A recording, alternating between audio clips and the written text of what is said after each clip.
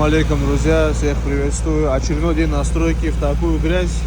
Вот таком вот дождевике идет процесс работы у нас по стяжке на этаже. Также у нас идет процесс затарки штукатурки на 14 этаж. Работаем с подъемником. Также у нас здесь стяжка. Такая же вот у нас грязь здесь. И обращение для тех, кто вечно жалуется на свою жизнь. Хватит жаловаться, выйди как мужчина на стройку в такую вот грязь, начни работать.